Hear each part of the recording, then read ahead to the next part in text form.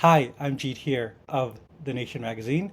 Welcome to my YouTube channel, Cultural Logic. If you enjoy this segment, please feel free to subscribe. Today I want to talk about Bari Weiss and the little controversy she's created at CBS, where she's a very senior manager of the news and involving 60 Minutes, the venerable news program, the most watched news program in the United States, and the censorship controversies surrounding that.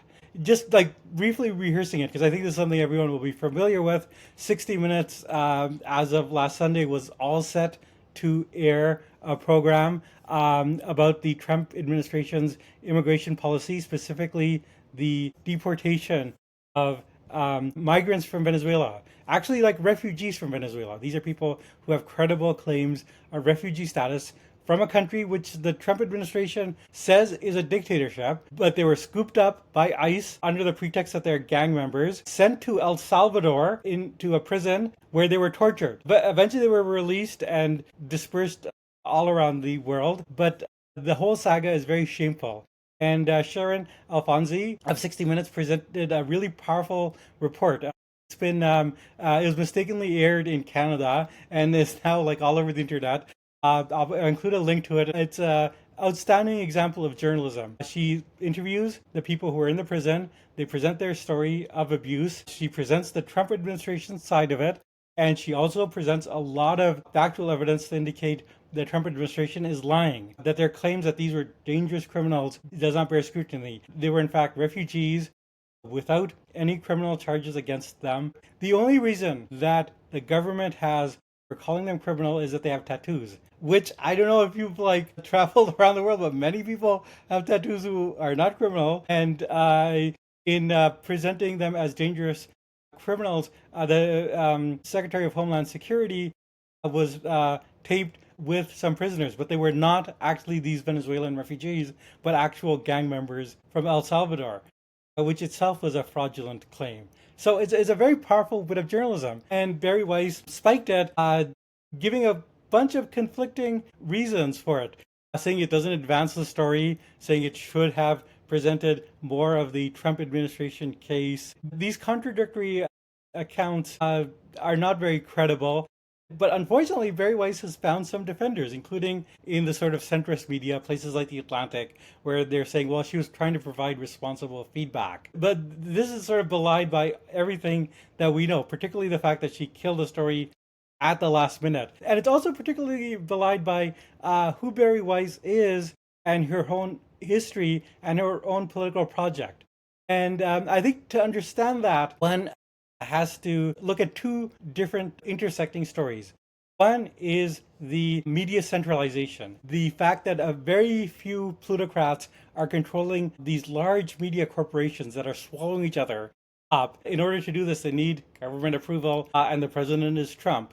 So that's like one big part of the story. And the other big part of the story is the way Bari Weiss fits into this world and her own particular political project, and the way that she has been for a long time a very helpful handmaiden of media plutocrats.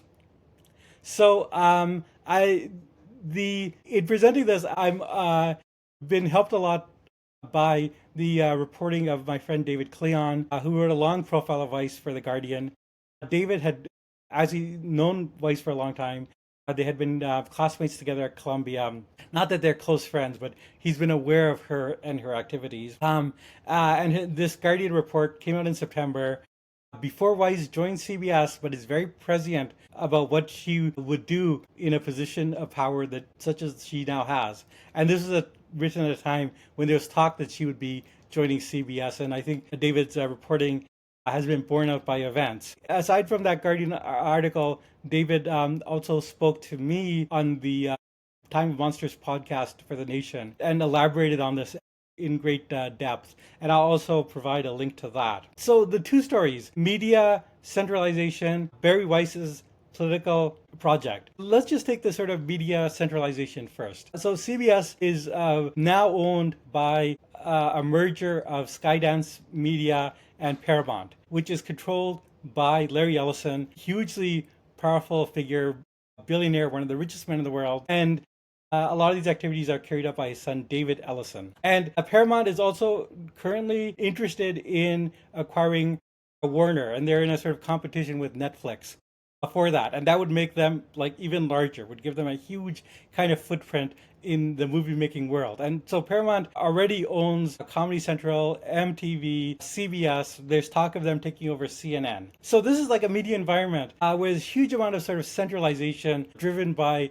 plutocracy, by the sort of wealth inequality, and also a government environment that is okay with monopolies, that has given up the sort of trust busting that briefly flourished under the Biden administration. And in this environment, someone like Trump is very important. He has the ability to approve or not approve of these mergers, and he's been shown to be more than willing to use this for his own political interest. And this has made these media entities very subservient to Trump, very eager to get his approval. There's a famous case of Paramount and CBS deciding that, Stephen Colbert has had his day, and his show will end next year.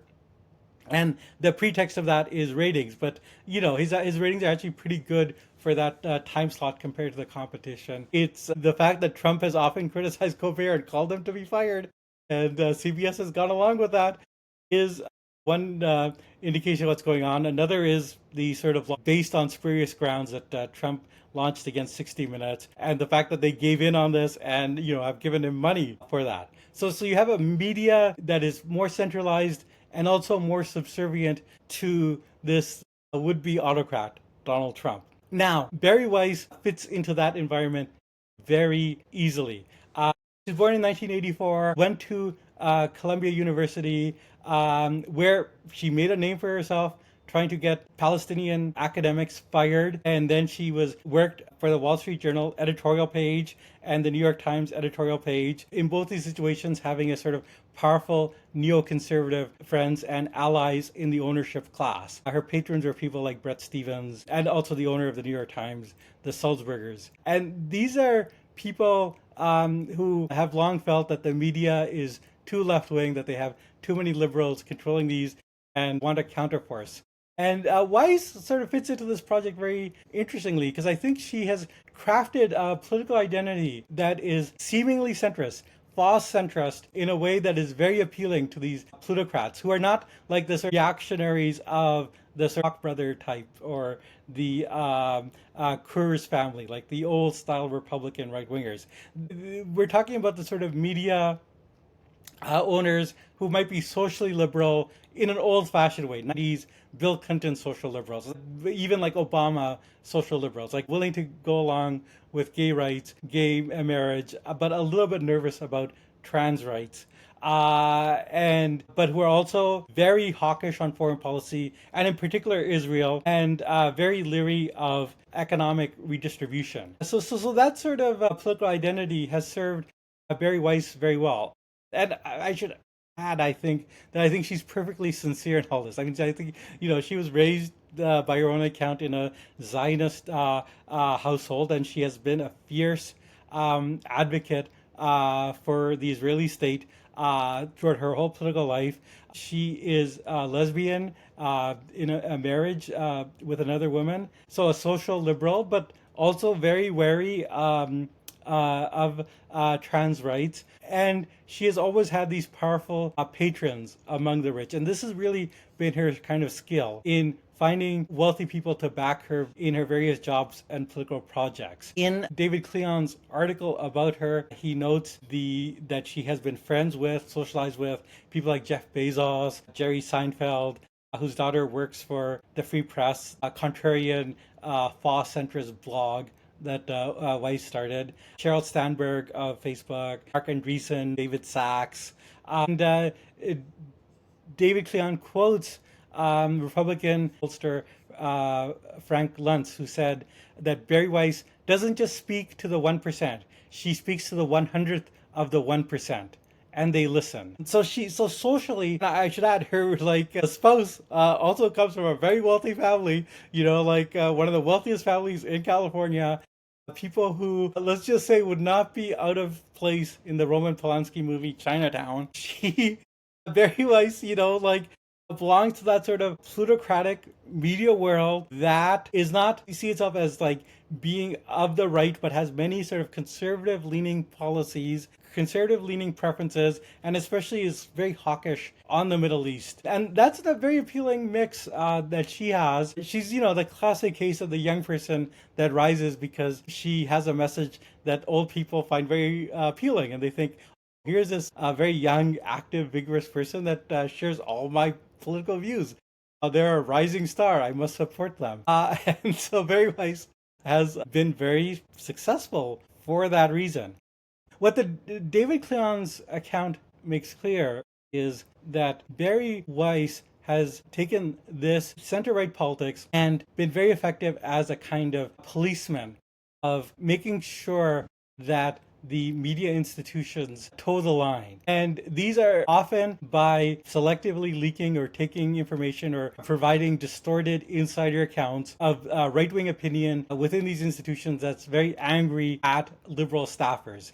This is something she did at the New York Times, something the Free Press has done with NPR, and also before she was hired by CBS, there had been a journalist who really mishandled an interview with Ta-Nehisi Coates, and the Free Press was very vigorous on the side of going against the critics of that interview and defending this hardline Zionist position, which is that Ta-Nehisi Coates can fairly be smeared as a terrorist. So she's done this, and this has made her very appealing to the new owners of CBS, the Ellison family, who want a commissar. They want an ideological policewoman that will police the staff and make sure that they follow the interests not just of the Ellison family, but of the Trump administration. And, one sees this in all sorts of ways, not just in terms of the media, but also of academia, of smearing pro-Palestinian voices in the academy, and thereby providing an ideological rationale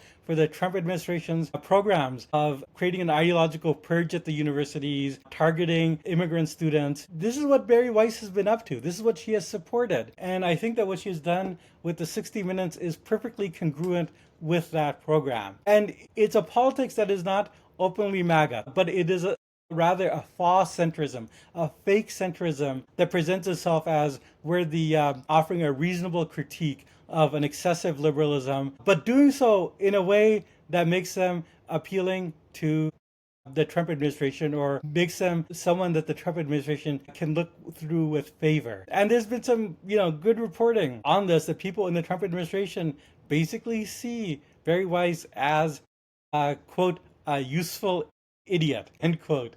That is to say, someone who's like not of their party, but is a de facto ally. And I think that is what has been going on at CBS and with 60 Minutes. That's the crucial context. And this also explains why it's so wrong-headed that there are people at The Atlantic who have been defending Bari Weiss and saying she was offering reasonable feedback. That's not what she's been doing. And we know this just from her entire history, her entire track record. I don't think it serves any of us to be naive or to take her at her own face value of being this reasonable centrist. That's not what she is. That's not what she's been doing. So again, I'll provide links below that will document some of this. The only other thing I would conclude, though, is that in some ways, Bari Weiss is a blessing in disguise, because I think that the way she has handled this has been so inept and so poor. She's been a commissar. She's been an ideological policewoman, but has done it in an open and overt way that has discredited her project, is discrediting CBS, and the very fact that this 60-minute segment is now available online and is probably going to end up being the most watched 60-minute segment ever, thanks to social media. It all speaks to the fact that, she's not even very good at her job. And perhaps that's a silver lining. I think that if I were the Ellison family, I would think, like, we hired you to do a job to make CBS more appealing to the Trump administration, to make Trump look favorably on Paramount so he will greenlight these mergers so that we can expand even further. And you messed it up in such a way that's going to make our job harder.